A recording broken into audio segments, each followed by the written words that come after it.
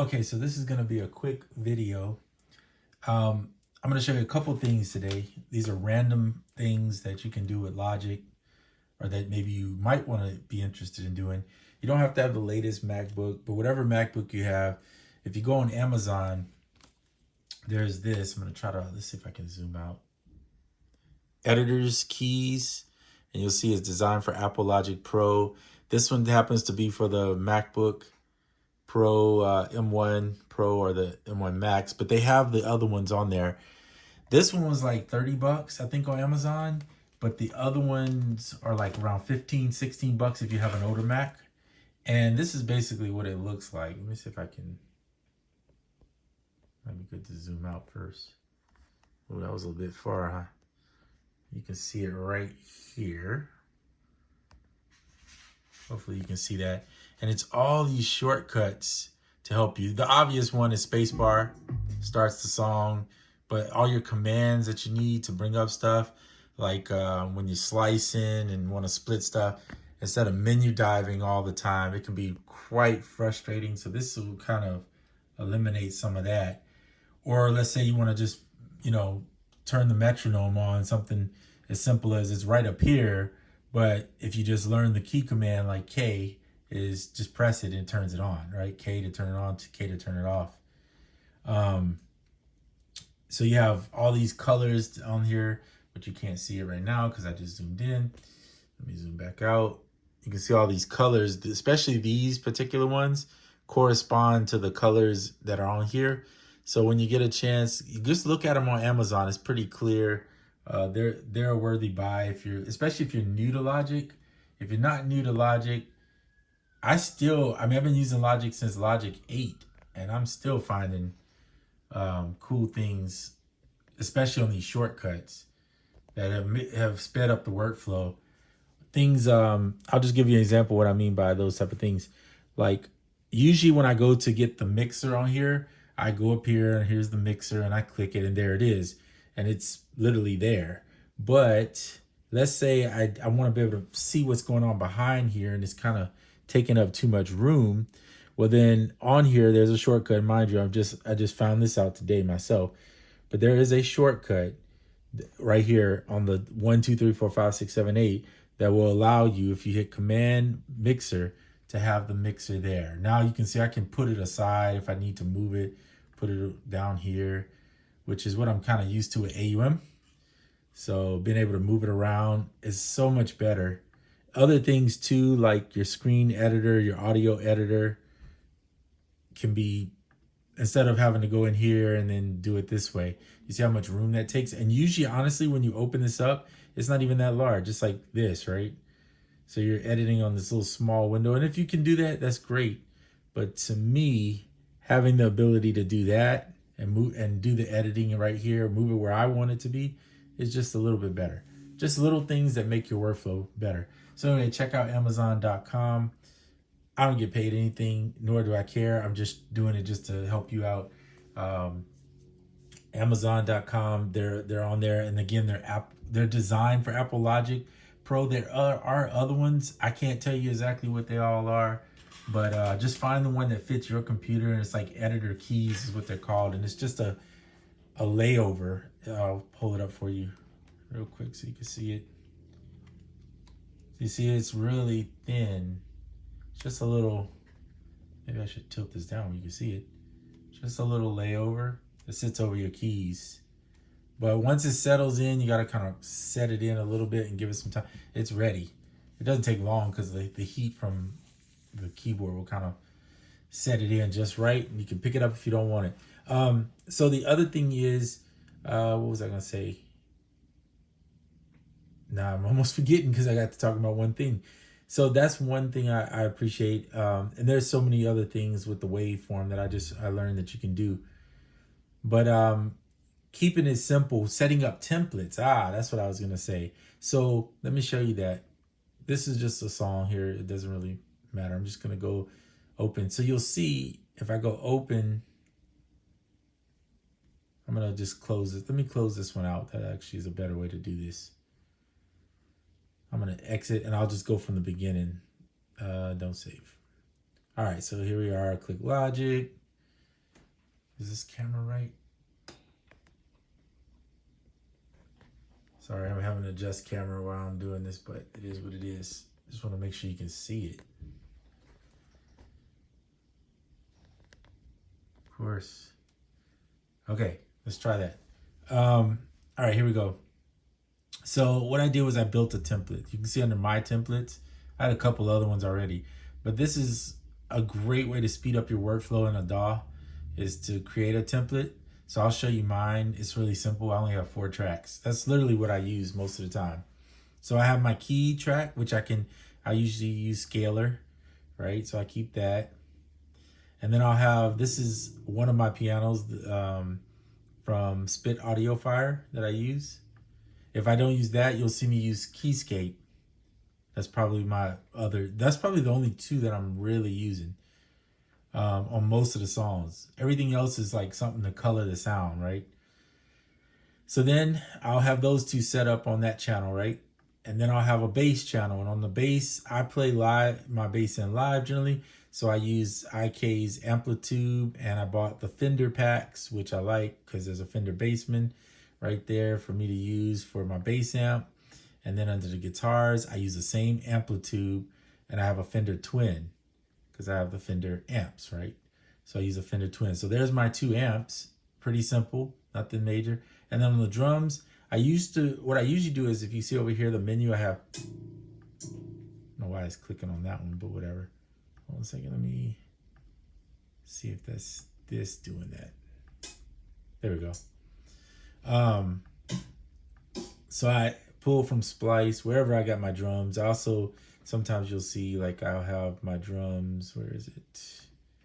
On the desktop, I'll have a drum pack right there, and I'll keep some drums in there. So however you get your drums. And usually I'll pull it over, drop it on. Like, I'll just show you real quick. Let's go drum samples, Ninth Wonder, hats. So I'll pull it over and you'll see I'll drop it on Drum Machine Designer. So what I did was, to do this, I just dropped one on. Then I decided obviously I wasn't going to just make a kit, which you can do, make a kit, but I honestly don't use a lot of drums.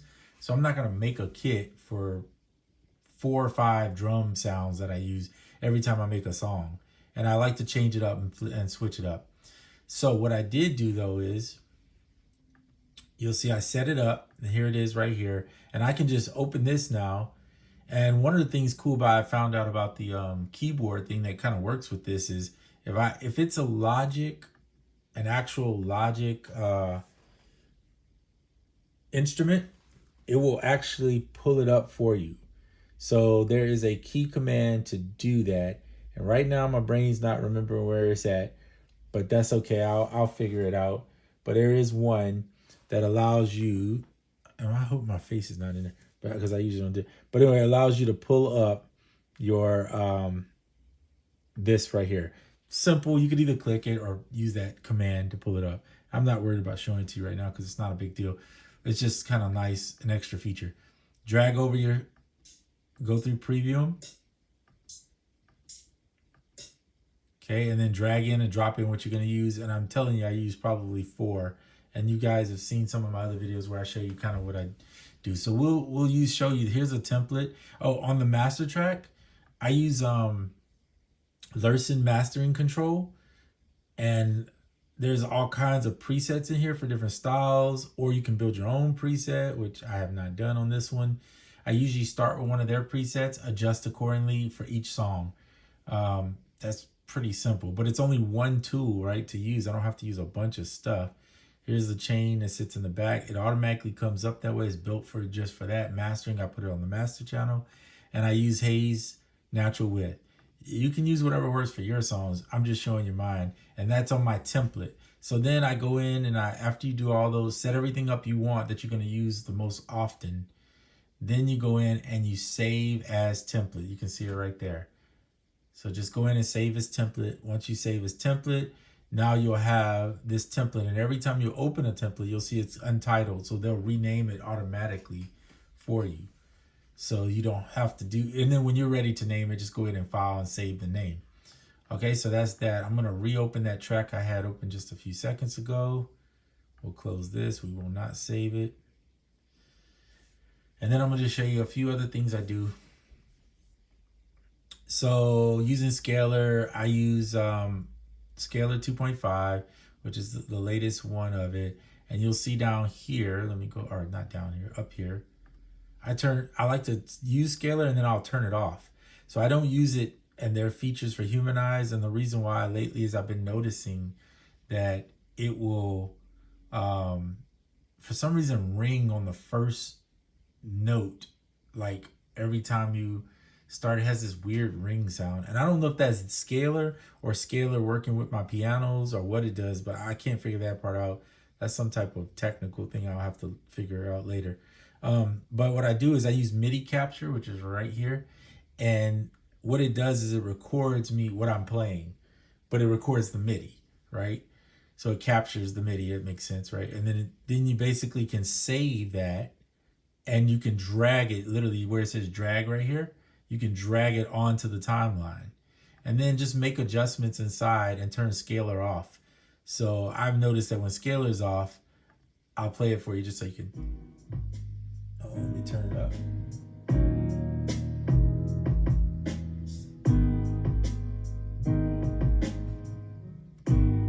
See, nothing. It's usually right at the beginning, the first note, I'll hear that ringing, but I don't hear it now. So that lets me know it's something with Scalar, because it's the same keyboard. It hasn't changed. So you'll see here, there you go, that's that. Now, if I take this plug-in I put on here off, outside of the piano, this is what it sounds like. Still sounds pretty good, because Spit Audio makes some great great pianos. And by the way, this piano has presets. I'm not gonna change it because I've put some settings in here. I adjusted my settings the way I wanted it, but they have some presets in them, and they're like $30 per piano. So you can buy pianos like from them, and they use these pianos in a lot of stuff like cinematic stuff and movies, and they just have a really lush sound to them, in my opinion. Okay, so back to what we were talking about. So then I just recently got this. I love this plugin, the Valhalla Vintage Verb. I mean, there's a ton of presets, but outside of the presets, you don't even need a lot of it to make this stuff sound good. It's just like using seasoning in your meal, right? You just put a little bit on there. So I got it, see it 6% in the mix, and this is what it sounds like now. It's a little cathedral. So things like that. And I use what is it called? RC20, the retro RC20. I'm just gonna put it on so you can see what it looks like. Vinyl Crackle or different 12-bit, 8-bit. Those type of things are good plugins to color the sound. So you say, well, I only have one piano, whatever. Or I'm using the pianos within Logic, which is fine too. If you can afford to get it, and check out sales and stuff. Obviously wait for Black Friday. That's the biggest one, right? And then find different sales where you can get these plugins for cheap. At one time I saw Scalar, I think it was like $20, $25 or something like that. I got it for like 50 or 60. And Valhalla, if I said it right, this Verb is like $50 for this. But it's one that you can use on everything. Like literally, I use it on this whole track. I have it on drum. Every drum has their own one. So I'm just saying it's that good. That's how much I like. Well, that's how much I like it, at least. Yeah, so I put it on everything but the bass. I think the bass is the only thing that doesn't have it. And the guitar, I didn't do it on that. But each one of these drums, yes, he has one. So anyway, that's kind of my workflow right now with Logic and my setup. And each time I have a template, now I usually name the track, and then I'll put like what the key is, and I'll put the BPM, because I don't know about you, but my memory is not that good, so I'll forget in a heartbeat like what I did. That's one of the parts of getting old, I reckon. Anyway, see, so yeah, so that's it. I think that's it. And you see, I don't use a lot of tracks. I have what? Not even 10. Is this 10 tracks? Wow, I guess it is. Yeah, I have 10 tracks. And the only reason it's 10 is because if you look at the drums, I basically separated the drums by the notes, which is a click away from doing that. So yeah, so that's all I have.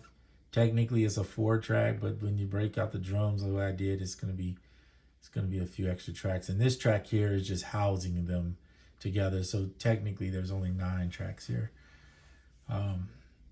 Okay, so that's all I have for this video. We're about 15.5 minutes in. If you got any questions, you can ask in the comments. Hopefully you hit the like. I don't get caught up in all that kind of stuff so much. As just helping people. So that's more important to me, is doing whatever I can to help somebody else. Show them something maybe they didn't know, or maybe they can show me something I didn't know. I'm all ears. Yeah, so that's the end of this video. Until the next one. All right, I'm out.